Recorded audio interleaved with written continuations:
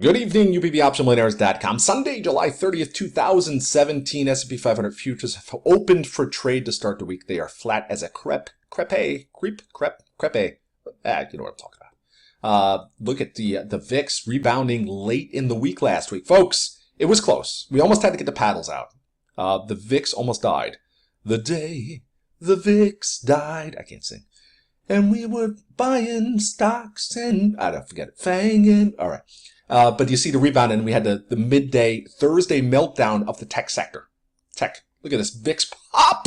Oh, remember, just back in June, the VIX actually rallied 50% in one session. My goodness. Before pulling back. Yeah, and then ultimately, a month later, it's trading at prices never seen before. Folks, mere coincidence. Certainly the Federal Reserve and central banks, quantitative, nothing they do affects the stock market. Their statement at 2 p.m. on Wednesday had nothing to do with this astronomical collapse of the VIX. Nothing. Actually, if you go back to February, the start of February, when the same exact kind of plunge to the downside, the VIX hit a 10-year low precisely when the Federal Reserve came out, broke 10 for the first time. Had nothing to do with the Fed. Nothing. That was just all, it had to have been like a GDP report or some sort of late day economic data release that caused that. Nothing to do with Federal Reserve. Or back 2 weeks ago when Janet Yellen's testimony magically lifted S&P 500 futures 0.5% in a matter of seconds. Nothing to do with Janet Yellen and Federal Reserve. Nope. Certainly these asset prices are being lifted purely on earnings reports. Earnings reports only. That's it. So look at the VIX again, 885. This number will be hit again. If you go back to February when we broke 10 for the first time, it took 3 months to reclaim this painted figure. Now I talk about this as being something to watch. Why? Because I think this move for the VIX is almost like a bulldozer, paving the way, the path to new all-time record highs for the market and new lows for the VIX. So ultimately, this paint, you'd see the spike. Sometimes you get like a stock like we saw with like NVIDIA, right? The stock spikes up really high. Somebody comes out, wow, this thing's overvalued, and it pulls back down. And then it makes a nice, more stable move to the upside, reclaims that spike high, and then moves higher. It builds a base. Well, this was like the test. It was like, all right, let's just see how deep we can go here, folks. And later on, 3-4 months from now, we're going to hit this number, decline below it. Everyone's going to be like, oh my God, the VIX, and you know what? If you look at it, folks, you almost have to get the paddles out on the VIX. It was that close. And actually somebody did get the paddles, but the VIX was just melting. I was like, oh my gosh, folks, the VIX is going to die. And then, whew, thank goodness.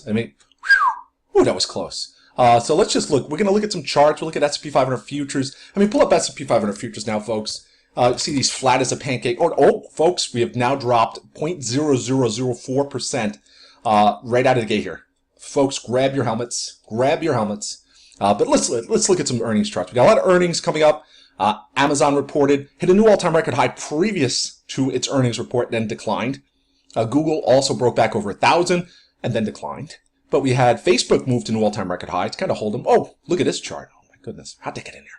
Let's look at Google real quick. Google continues to break out. You remember back when we had that huge move prior to its earnings report back in the middle of 2015 when a 10-cent option turned into $100 in the span of 2 weeks. Oh, and we've continued the trend to the upside. Possible pullback in a market watch had something about Amazon and Google possibly taking a breather.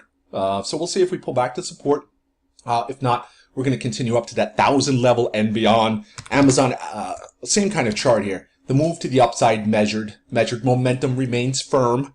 Yes, steady. And we're going to see that move back up to about 1,100. Now, if you look, man, we did get, part of what I think helped instigate that pullback that we saw on Thursday, if you look at Amazon, started to move up. It just looked like we were going to get over to 1,100 on Amazon. And all of a sudden it was like, all right, hold your horses. Come on. And we started to pull back, and then the earnings report gapped down. And this was a great trade on Friday. 10.25 calls, $1 to $5. Could have probably got about 50 cents. That was a nice trade. And you had to get out. You got to sell, especially on options expiration day. When you're buying an option, don't hold that thing too long. Come on. Let's look at a couple other charts here for earnings. I wanted to bring up the Apple because Apple is a very interesting chart. Back in 2012, it got collapsed nasty after its release, September 2012, right? It hit record highs, pulled back, and then in May of 2013, the analysts were downgrading the heck out of it. If anybody was alive back then, I don't know, it was only 4 years ago, so I guess we don't have too many toddlers trading. But if you look back in May 2013, we hit our lows. It was a nice low. But at this juncture right here, analysts, there was more sell ratings than there was buy ratings. There was not a lot of people saying, hey, Apple, and this was before the 7-1 split. So this is like a $500 stock here or something like that. Actually, maybe it's like 370. I don't remember exact numbers, but it was low. It was lower than it was now. Well, let's put it that way. But if you look at the chart here, longer term, I call for a bounce because each of these moves, we hit support. We have these, this is 4 legs really of movement for Apple. Let's just pull back the long-term chart. Let's get the Apple chart for dummies version here. Okay, up, down, up, down, up, down, up, and each time we've hit this resistance line, the down has started. Okay, and I thought this down was starting here, and we got a little push. We went down to what, 140, and then we got to move back up to 154. And then we dropped under 150 this past week. So it's going to be interesting. Earnings report is going to confirm or deny this resistance line here, okay? This trend. If it confirms it, we're going to get a nice kind of pullback like we saw here. This is $40, which is about 40% to the downside, right?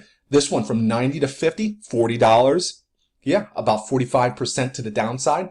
So if this holds true, we could possibly come back and maybe fill this gap here?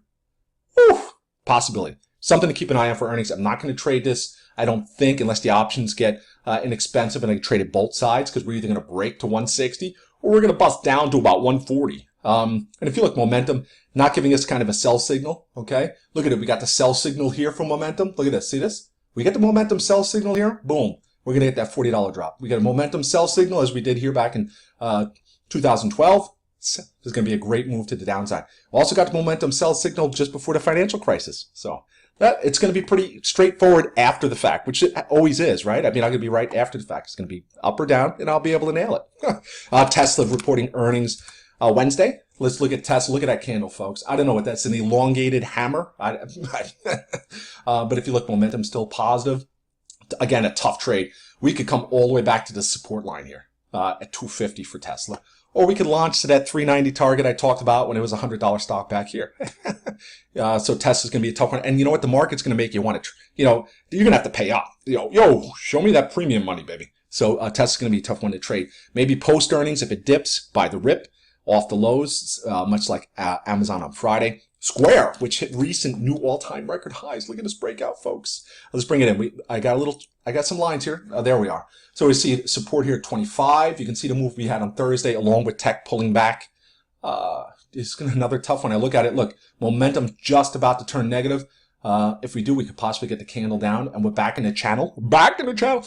Possible move to 23. I would think that's where the brakes hit if it does pull back. But again, that's going to be tough.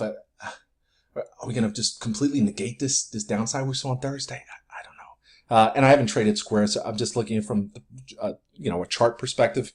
Activision reports earnings Tuesday. Look at this trend line here. This looks like a nice flag, but are we going to come down to support first? Another one, momentum starting to wane a little bit. So that's going to be a tough one. You take the risk that we're going to break out to new highs. Possible. It's definitely a bullish pattern. And if you look over the last 5 years, right, it looks pretty good, doesn't it?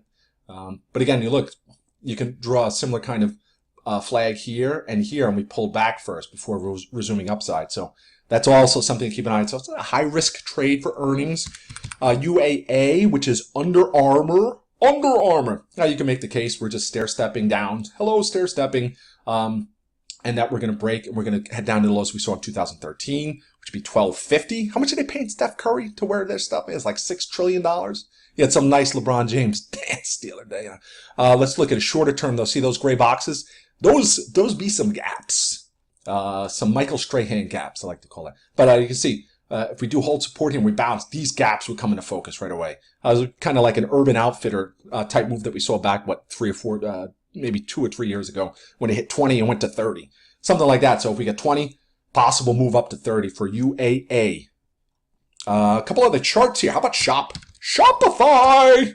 You're like, dude, this thing's traded for like $100. Look at this wedge. Oh, where the wedge breaks, the money will fall. So we'll see if we get this support here, resistance, or we get a break, bang, like the wedge that we saw for Baidu. Who wants to see that wedge? Come on, call it out. All right, I'll show you the Baidu wedge.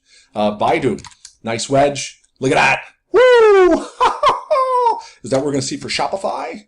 Oh, we got the wedge set up. Or is it going to be a wedgie? We're going to But I'll tell you what. One thing I think is almost certain we're going to see a sharp move.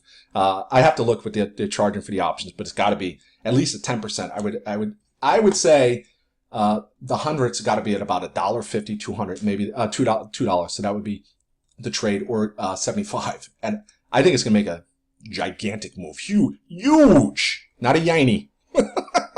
FEYE. This is a great chart. I believe the last earnings report saw a nice spike to the upside. Yeah, there it is. Look at this.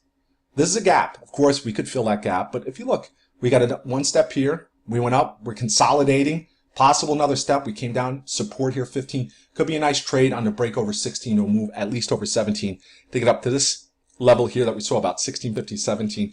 And that was last August. 1 year on this date. No. Fit reports already. I don't even know why I'm bringing this up. This thing's like, what, $4 and change or something? But again, supports here. And I think at some point it's going to break. And we might even get up to $10, maybe on some sort of a buyout or something. But I just figured I'd bring it up. Fit's reporting earnings Wednesday. Blah, blah, blah, blah. Yum Brands. Yum. Look at this chart. Beautiful chart here. This looks like it's going to break to the upside. Of course, though, we've seen what? A Domino's Pizza. Yum, don't they own Pizza Hut? Ho ho! So Domino's Pizza pulled back. But again, if you want to look at Domino's and say, wow, they pulled back on their earnings report, I was kind of laughing. I saw some of the analysts like, wow, international sales, everyone's so scared because they're you know how much international sales make up in Domino's Pizza? Like 6-7% of their revenue. Nothing. Zero. It's like they could almost just eliminate their international revenue. They get 3% commissions from the international what do you call those things? Franchises. So it's nothing. The reason Domino's Pizza fell is because they revealed to the first time to their investors that they increased their debt load by 50%. They took out $1 billion of excess capital. That's what they call it, excess capital. If you look up excess in a dictionary, it basically means something you don't need, right? You don't need excess. Like when you're cutting something out, like a shape or something for an art project, and that extra construction paper that you crumble up and throw in the garbage, that's excess. That's excess, for a pizza stock, prefabricated pizza dough company. Excess, $1 billion excess is 2017 in a nutshell, right? Excess. I mean, it's got $1 billion. Gee, what are we going to do with this $1 billion, Bob? I don't know. Listen, when you go to the bank to get the $1 billion, just ask for it in all singles. Let's see what they say. That's